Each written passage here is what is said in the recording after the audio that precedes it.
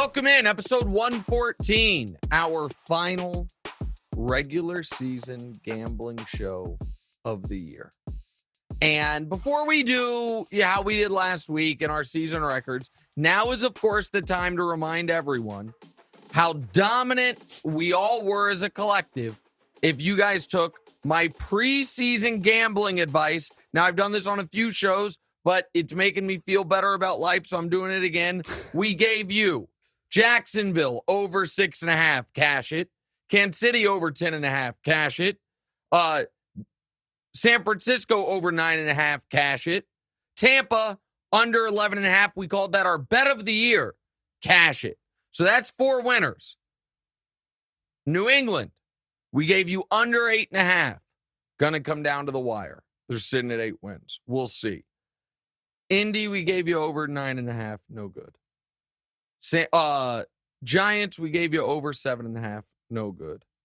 And then Baltimore, over 10.5. Gonna come down to the wire. Not looking great, though, because they're underdogs. So we have 4 wins locked in, 2 losses locked in, and 2 that are going to come down to week 17. We also gave you Seattle, the Jets, Atlanta, New England, parlayed to all miss the playoffs at even money. Going to come down to the wire. Seattle and New England still alive. We gave you Cleveland to miss the playoffs, minus 170, locked in for a month. Denver to miss the playoffs at plus money, locked in forever. New England to miss the playoffs at minus 200. Going to come down to the wire.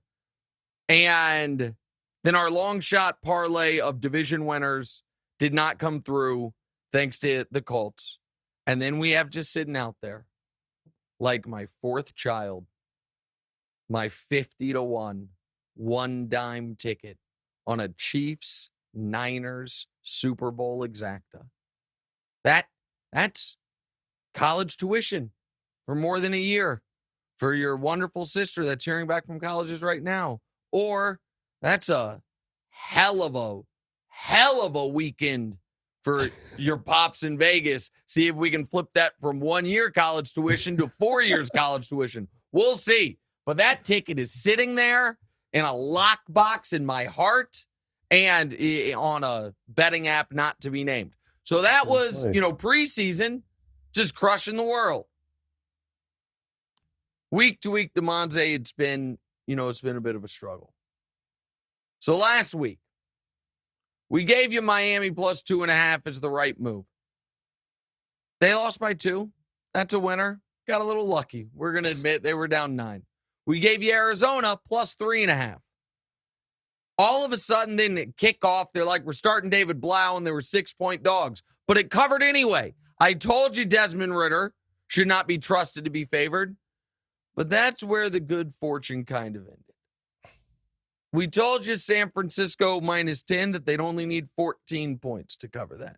Yeah. I think they scored somewhere in the 30s, and they didn't cover. 37-40 or something like that. It wasn't great. It wasn't great. 37-34 maybe was the final score. OT, all that good stuff. We gave you Minnesota plus 3.5. They lost by roughly 50. Would Minnesota plus 35 have covered that game? Let me check. Was that game 41-3? Was it whatever it was? It wasn't good. And then, of course, as we discussed on yesterday's show, we also had Cincinnati Buffalo, and we covered that quite a bit on Thursday's pod. Everything surrounding DeMar Hamlin, but that's obviously that game is no action on all fronts. So that was a 2-2 week. Oh, they lost 41-17. So plus 35 would have covered for the Vikings, but plus 3.5 did not. So that puts our record for the season at a pitiful 39-45-2. Our right move at 6-11. We typically only pick 5 games a week. We are 6 games under 500. Damonza, I'll now hand the reins to you for a moment. Yeah, so I've got a little proposition for you. Yeah. Well, the good news and the bad news, sorry. You cannot finish the regular season above 500, even with a 5-0 week. Yeah, that's the math that I was just realizing. 6 games under, 5-0. Can't get there. Well, the good news is you are 16-9 in divisional games. Really? Yep. Oh, 16-9. you know, some smart Above people say 500. those are the hardest games to pick. The divisional contests. And I'm 64% ATS in divisional games. Okay, Oh. go ahead. All right. So luckily, we have 16 divisional games this week. Oh, all divisional games the final weekend. Yep. Yeah. If you keep up that pace, you could end up over 500. So here is my final offer of the regular season. Oh, an early show offer. Yep. We usually save this for the very end. You bet every game for a chance to finish over 500. Do you accept this offer? All right, listen. The theme of this show has been responsible gambling. You have learned some hard lessons about responsible gambling. We have talked to the audience about how every week you've got to put the games into different buckets, your be carefuls, your stayaways, your perfectly priced, and then your actual bets. There is no week that exemplifies the necessity of sticking to a responsible gambling strategy like week 18, when you have backups in the game, when you have teams pulling their starters without saying it, when you have one team that's playing hard, but then sees that the only reason they were playing hard was, let me give you an example, Eagles are playing the Giants and the Cowboys are playing Washington. The Cowboys got to play hard. They could be the 1 seed. They could win the division. But then they see at halftime of these simultaneous games, the Eagles are up 20. They're like, oh, well, they're not going to lose. We're now locked into the 5. We can pull our starters. It is the hardest week to handicap. It would be the most ridiculous week to bet all of the games on the slate.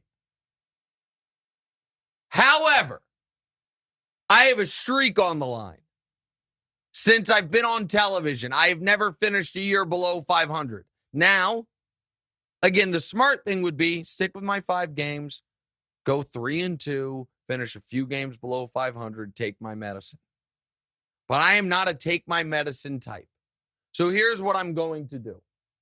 I don't feel comfortable really discussing or gambling on the games involving the Bills and the Bengals. I think it's kind of poor form, especially with, as we're recording this, still so much unknown about DeMar, and then from the Bengals' perspective about what their future schedule is going to be. So let's just take them out of the running. Bengals, Ravens, and Bengals, Patriots, take that out. That leaves us with 14 games. If you revise the offer to 14 games, I will accept it. Will you revise the offer? 14. All the games except for the Bills and the Bengals game. Can that be the offer? Of course. Okay, then I accept it. For the record, if my math is correct at 6 games under 500, I would need to go 10-4 to be 500 and a crackling hot 11-3 to finish above 500. We can do it. So these are all Nick's picks. There are no stayaways. There are no be carefuls. There are no perfectly priced. We're doing 14 picks today. We're doing them all. I do have a few that I like more than others, and I will let the audience know what those few are, okay? But we will go somewhat in chronological order, but not exactly. We'll start with Saturday's games. Kansas City at Vegas. Kansas City minus 9.5, all right? At Vegas.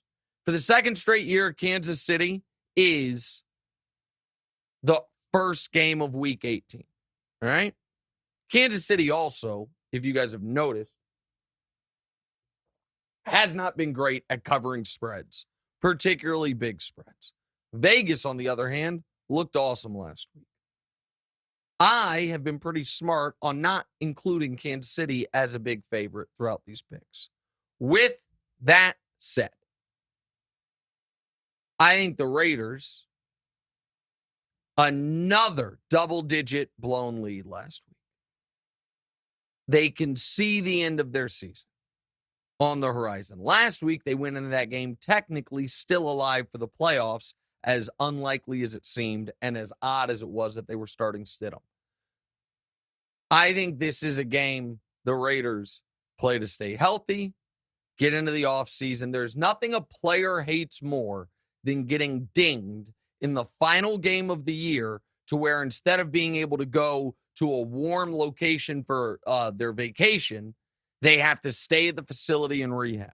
The Chiefs, on the other hand, need to put an impressive performance together before they have what appears right now to be the bye and time off. The Chiefs are going to lay it on the Raiders.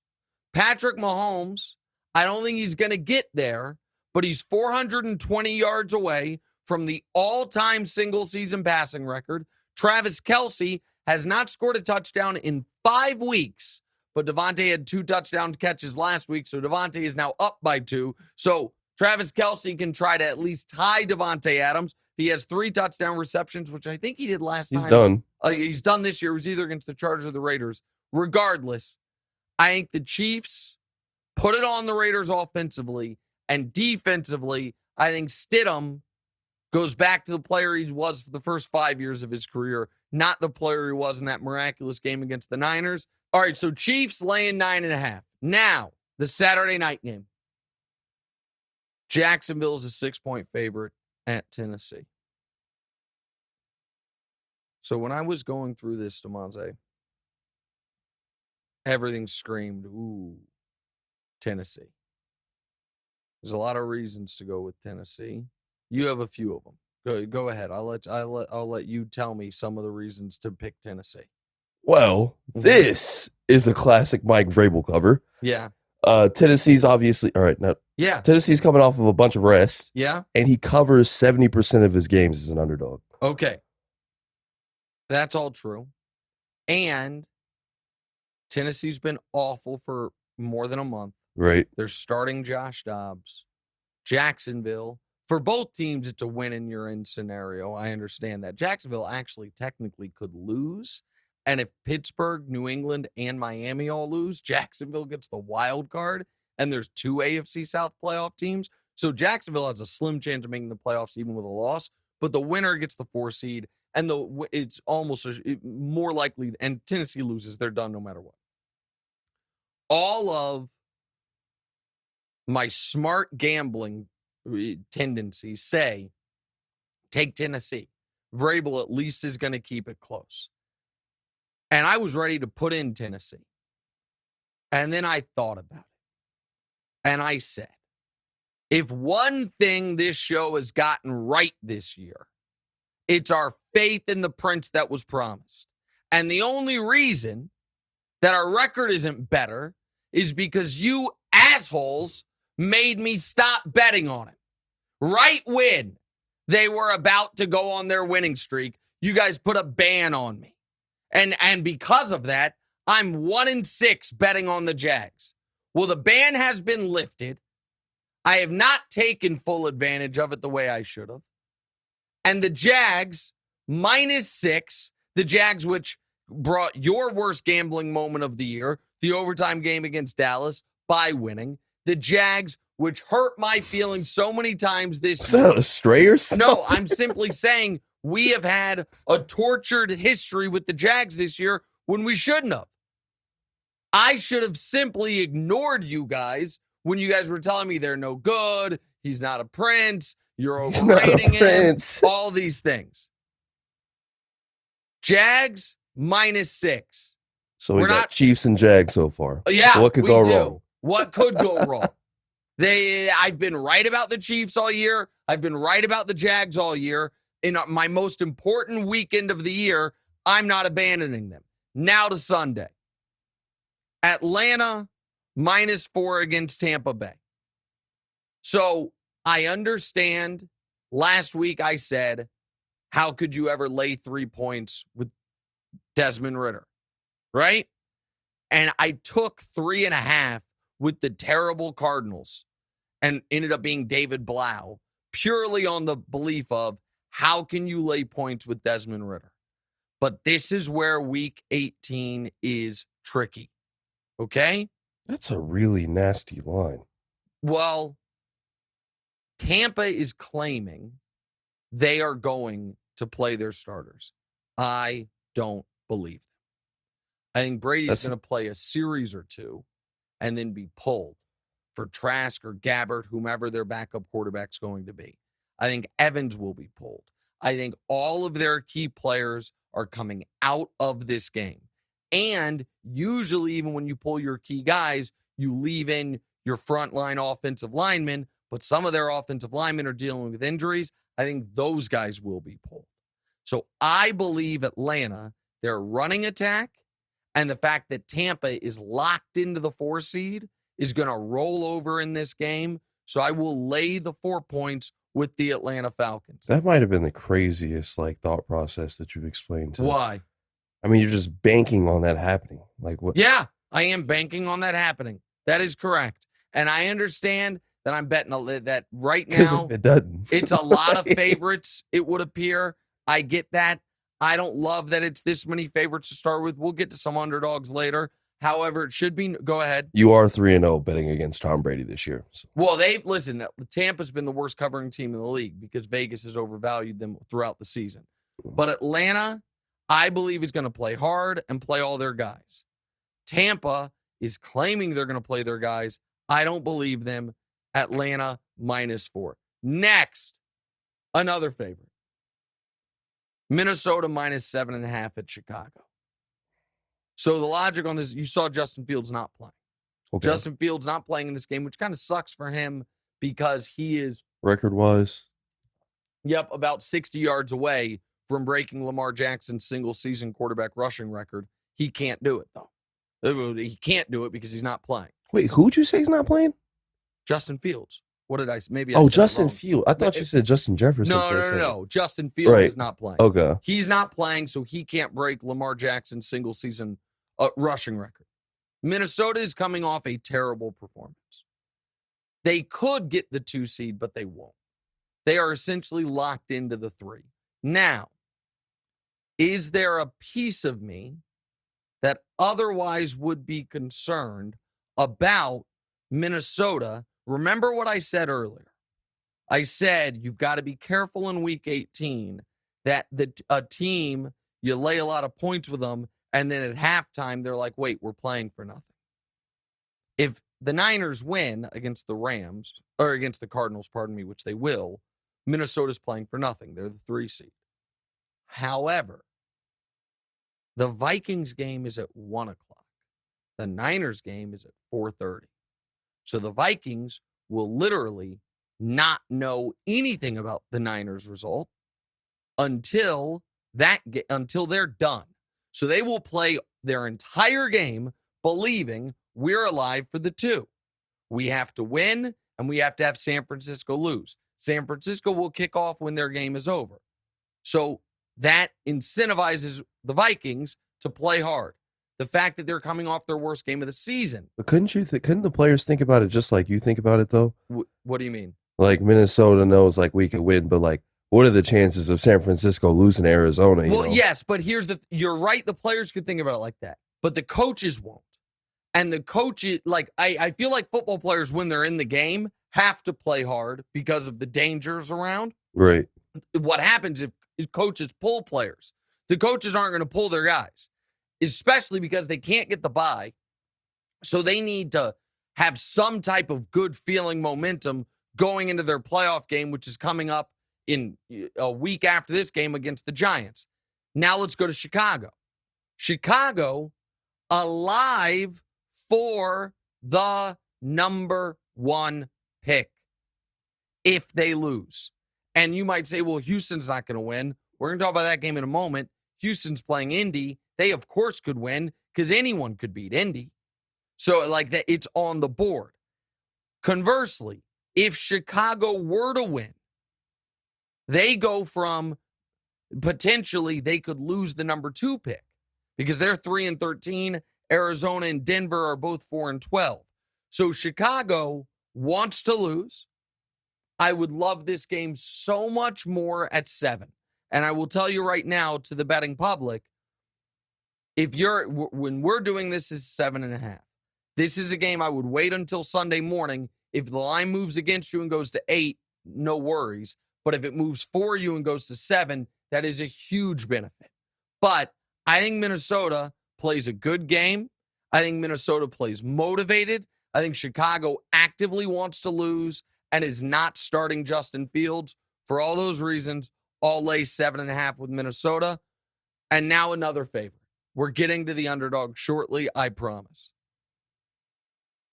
Indy laying 2.5 against Houston.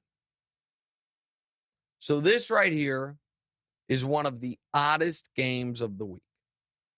And here's why. Indy is triple incentivized to lose. Okay? Number one is they're 4-11-1. With a win, they could fall out of the top 5 of the draft and end up drafting 6th. With a loss, theoretically, they could be drafting as high as 3. Probably they'd be drafting 4 or 5. Okay? But more importantly, with a loss, Houston, their divisional rival, would lose the number 1 pick, assuming Chicago loses. Houston would, with a win, would go to the number 2 pick. So if you're Indy, okay, you really want to throw this game. You prevent Bryce Young from showing up in your division. You screw Houston. You help your draft pick. So I'm making all the case. And Houston plays hard. They're just no good. And I'm making all the case for taking Houston plus the points. So why does it say on the screen Indy minus 2.5? Let me tell you.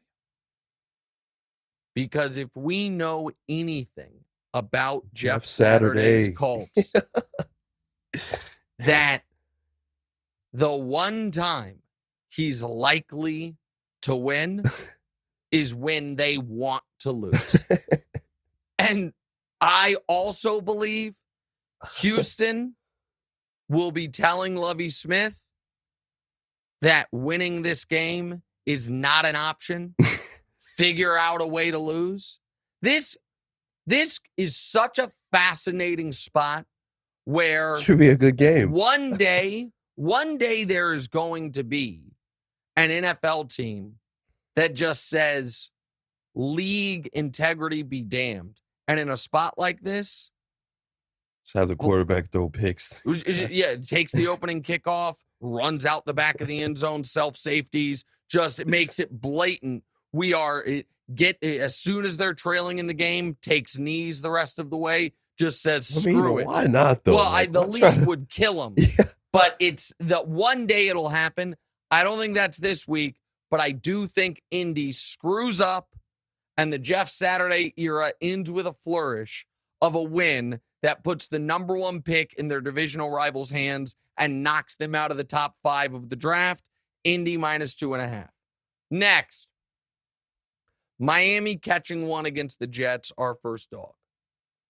So this is in a normal week when I wasn't doing everything I possibly could do to get above 500. This would be an obvious stay away. Miami's lost 5 in a row, and we don't know who their quarterback is, right? I think Teddy Bridgewater's going to play. Teddy Bridgewater's injury, yes, it's on his throwing hand, but it is a dislocated pinky. Miami has to win, and if they win, I think they'll make the playoffs because I don't think the Patriots are beating the Bills. So Miami, fair. This would prevent an all-time collapse from them. 8-3 to out of the playoffs. The Jets, on the other hand, have been bad for 2.5 months, okay? Since beating the Dolphins 40-17, listen, the Jets, I'm going to go through their whole schedule. Started the year losing the Ravens, so what? Then got very lucky against the Browns. Remember, that was the game Nick Chubb didn't go down or Kareem Hunt didn't go down, whatever it was. They were down 13 in the final 2 minutes and won the game. They beat the Browns 31-30. They then got crushed by the Bengals, who were at the time 0-2. They then beat the Steelers, annihilated the Dolphins. In the first game the Dolphins had without Tua, that was the game where Teddy started, got hurt on the first play, and they had to go to the guy who might be starting this week, their third string quarterback. Skyler, right? Skyler, thank you. I forgot his name. Skyler Thompson. The next week, they beat the Packers. The next week, they beat the Broncos back when people thought that meant something. Since then, the Patriots beat them. Then they beat the Bills in one of the best wins anybody's had all year. Since that Bills win, the Patriots beat them again in a game that was 3-3 until the final punt, remember? And then the punt return. They beat the Bears, who haven't won in 3 months. They then lost to the Bills, lost to the Lions, lost to the Prince that was promised, got crushed by the Seahawks. Oh, I left out, lost to the Vikings as well. They have lost 5 in a row. They have scored in their last 4 games, 12, 17, 3, and 6. This is a dead team walking that is now officially eliminated from the playoffs. Last week, they were still alive, and you know what they did? Scored 6 points against a terrible Seattle defense. Miami doesn't need great quarterback play to win this game. Miami's playoff hopes are alive. So what about the name Mike Glennon? I think the Dolphins might have signed him this week, and that might be who you're putting your fortune. Well, so here's the thing. Mike Glennon was signed to be the backup, and now Miami has had a bunch of quarterbacks injured. I understand that. I said they don't need great quarterback play. Miami +1 is the pick. Lastly, for this segment, Carolina getting 3.5 at New Orleans. All right, you have some information here that I didn't know about my history in New Orleans. Go ahead. You bet against no more than any team other no team. Would be short for New Orleans, but go ahead. I bet against New Orleans. Damonza's not having his sharpest show today. I gotta tell you. Time to fade yourself. So here's the deal. It's like no. New Orleans, yeah, N-O for New Orleans. Yeah. But it's in all caps. They're trying to signal to you it's shorthand for the team. Or it could be just so you know, when it says car, I'm not actually betting on a car. It's short for Carolina. So here's the deal. New Orleans hot right now. They've won 4 in a row. Carolina just got devastated last week. Chance to win the division, up 14 and fell apart. So why would I be picking Carolina?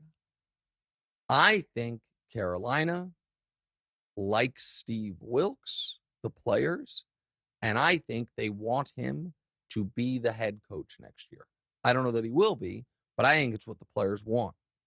Players almost always want the coach to stay in place because their jobs are safer.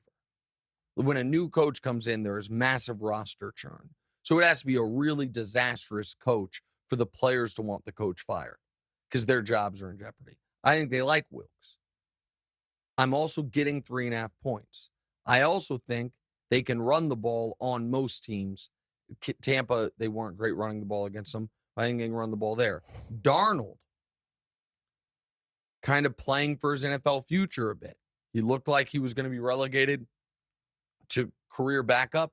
He's had a decent little run here in Carolina. We'll see what Carolina lands in the quarterback musical chairs next year. A lot of motivated Carolina Panthers, like their coach, want to end the year on a high note, have been better than New Orleans this year. New Orleans, not quite as good as the little winning streak suggests. Let me remind you guys for the Saints, what the winning streak has actually been. Because 4 in a row sounds good. I'm sorry, 3 in a row sounds good. This would be 4 in a row. But those wins are against the Falcons, who stink, the Browns, who stink, and then a great win last week against the Eagles. That, to me, was the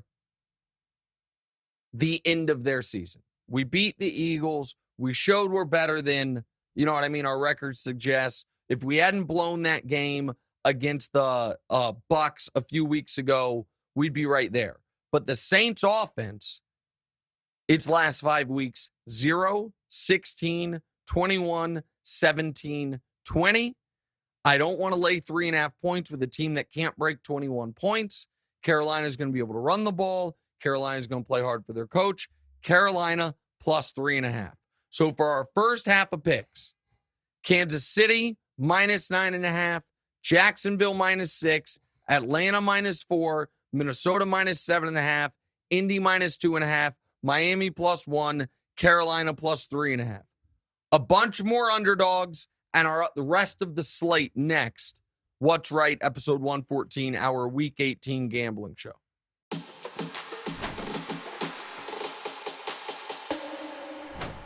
All right, welcome back in episode 114, our Week 18 gambling show. We're picking 14 of the 16 games. We're leaving the Buffalo game and the Cincinnati game out. We need to go 10-4 to finish the year at 500, 11-3 to finish the year above 500. In our first segment, we picked 5 favorites and 2 dogs. In this segment, it's a little more even, but we're still going with more favorites than we typically would because of some of the dynamics of this week that are at play with who's motivated and who's not. We will start with Pittsburgh laying 2.5 against Cleveland. This is very simple. This is a Mike Tomlin pick. This is a desperate Pittsburgh team pick, a Pittsburgh team that is not only alive mathematically for the playoffs, but a Pittsburgh team that they're like, okay, so we need Miami to lose to the Jets. They've lost 5 in a row. And we need New England to lose to the Bills, and the Bills have dominated New England over the last 2 years. If we win this game, we're in. Conversely, the Browns, even though they won this past week, it's not the time for it right now, but the offseason will be a Deshaun Watson conversation that is going to be a tricky one, because when we say he's been underwhelming, that does not really do it justice. Deshaun Watson, this is what he has done thus far. His first game back, 130 yards, 1 pick, no touchdowns. His second game back, 270 yards, 1 pick, 1 touchdown in a loss. Against Baltimore, 160 yards. Against New Orleans, 135 yards. And against Washington, 169 yards. He has not been good, flatly. Pittsburgh has to have the game. I'm laying less than a field goal. I will admit, there is part of me that feels like, is this thing going to be 16-14 and I lose on the hook? Maybe. But laying 3.5, I wouldn't feel great about. Laying 2.5, I'm fine with. Pittsburgh -2.5 in a game they have to have. Next, Denver at the Chargers. Denver is the 2.5-point favorite, and we are picking Denver. Pretty ironic. Why? I mean, given the way you've talked about Russ and the Broncos this entire season. Okay, so a few things here. Denver is not one of those teams that last game of the year were eliminated and management's like, go ahead and lose, improve our draft pick. It's not their draft pick. It's Seattle's draft pick, first of all. Second of all, this is another one of those games where the actual timing of the games really matter. So if Baltimore loses to Cincinnati, the Chargers are locked into the 5 seed. Baltimore-Cincinnati kicks off at 1 p.m. This game kicks off at 4:30.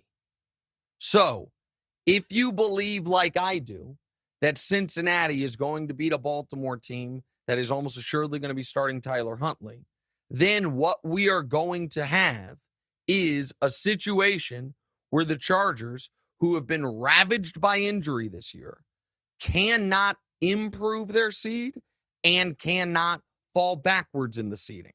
They will be locked into the 5 spot. That's why they're the underdogs. Denver, on the other hand, showed some fight last week for Jerry Rossberg. The Chargers, I think we're going to see Chase Daniel. I don't think we're going to see Keenan Allen. I don't think we're going to see Mike Williams. I don't think we're going to see Nicky Bosa. I don't think we're going to see Derwin James. I think the Chargers are going to give themselves a mini bye week, assuming Baltimore loses. Now, if Baltimore wins, it gets a little more complicated on what the different scenarios are. But still, assuming Baltimore loses, which I believe they will, Chargers are locked into the 5. They will be playing for nothing. They will be playing backups. Denver -2.5 is our pick. Does that make sense there?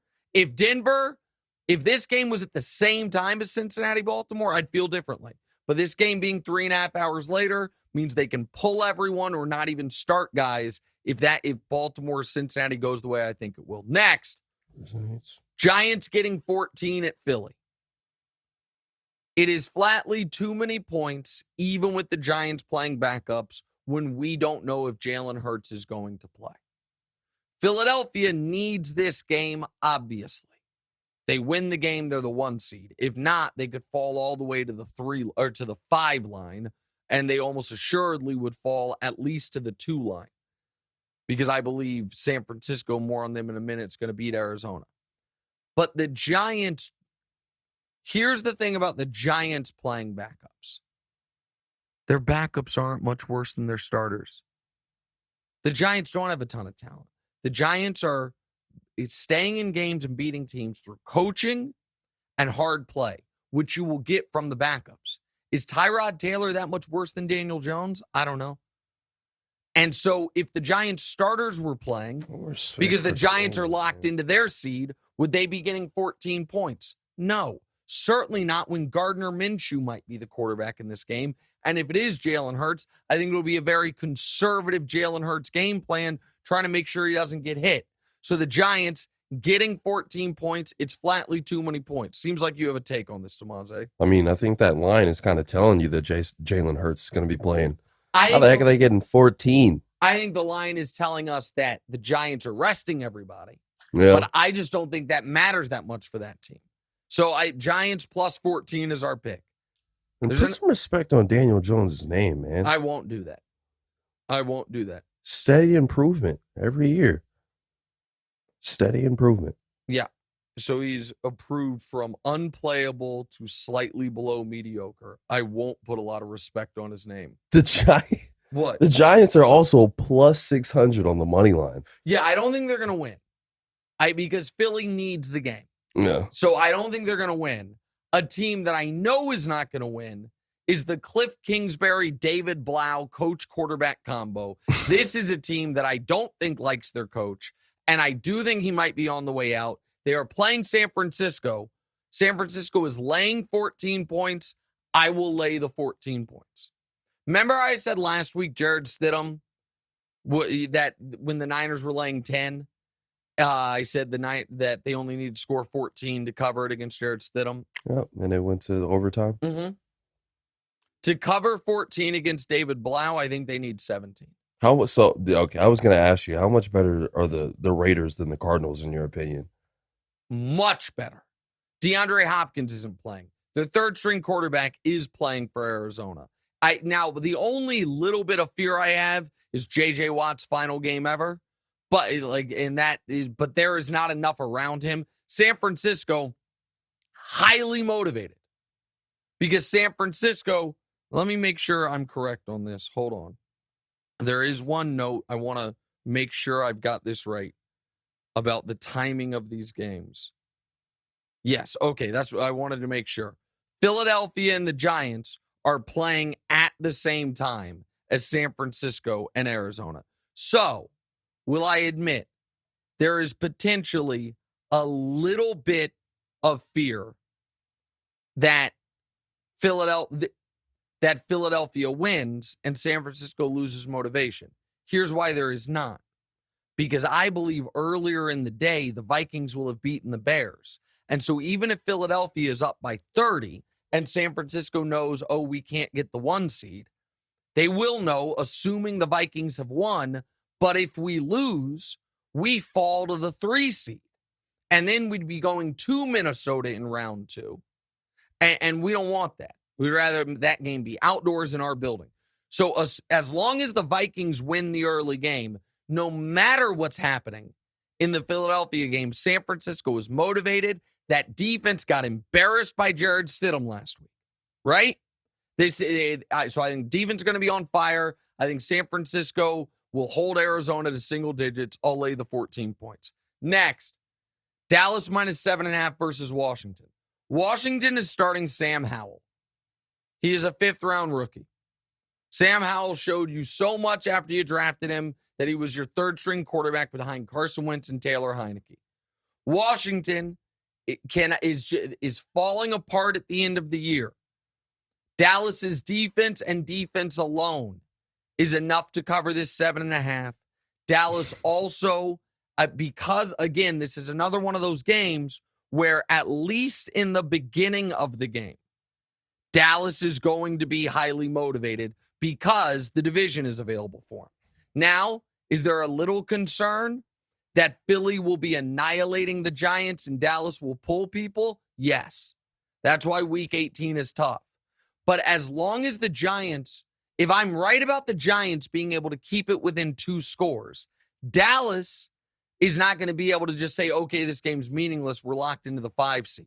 Dallas will keep playing. If they keep playing, they will, I don't know how Washington and Sam Howell is going to move the ball on this defense.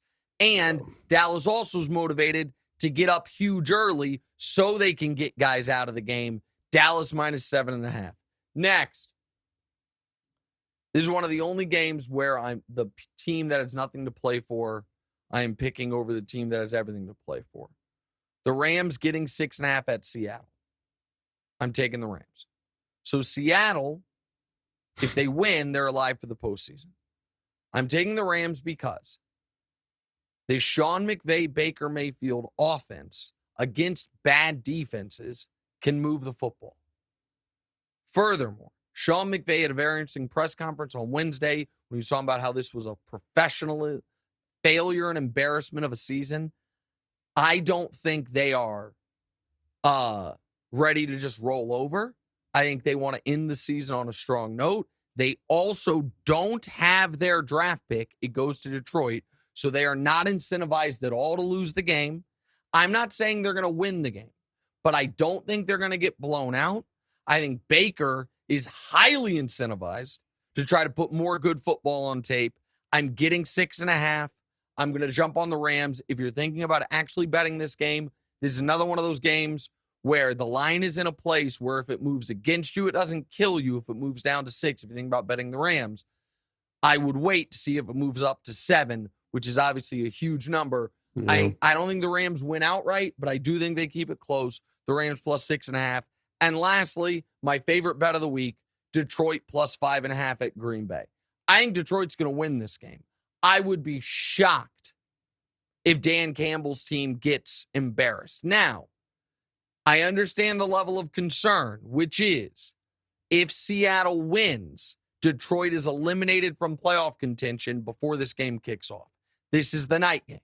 And if Seattle wins, then the NFC wild card, the final wild card is either Green Bay or Seattle. In a weird way, I think Detroit is in a fine position no matter what happens in the Seattle game as far as covering this number. Here's why. If Seattle loses, Detroit is now obviously peak motivation. We win, we're into the playoffs. Right. If Seattle wins, Detroit and Dan Campbell are still going to want to spoil it for Aaron Rodgers, but they also can be insanely aggressive, have no worries about, I think they'll go for every 4th down. I think they will do trick plays. I think they will do a lot of things that can catch the Packers off guard. I think Detroit is oddly enough going to dare Aaron Rodgers to beat them, sell out to stop the run, because the reason Detroit's in this position where they don't control their own destiny is because they let Carolina run for 320 on them. I think Detroit wins the game. What are they on the money line, Damonza? They are plus 180. I'm going to, you know what? So I like Detroit plus 5.5. I think they win the game. I think at the very least they keep it close because we are being reckless. $50 on the 180. That or on the money line. Yeah. Plus 180, that would win you 90. All right, I like that. That's not what I'm doing. What? I thought it was going to be a way better number than $90. I'm not doing that. Oh, Damonza. Let's go. Okay. I was about to say we're about to put in a reckless parlay. We have done 18 of these shows. And Damonza still is insistent on making $50 bets that in theory can win him 600. No. But actually win him 0. That's not my whole strat. My strategy is like 20 and below. Okay, it would be like $600 to $800. Okay, yeah, he's in love with the 30. Yeah, the 50 to win 90 doesn't sound great to me. It's not really appealing. Well, all these other bets would be 50 to win 45. All right, Because it'd be minus 110. I wouldn't be doing those. Okay, no problem. All right, I am, in the spirit of that, we're going to take a quick break. I'm going to put a fun money line parlay together for us. We'll do that as we wrap our Week 18 gambling show. That's next. What's right?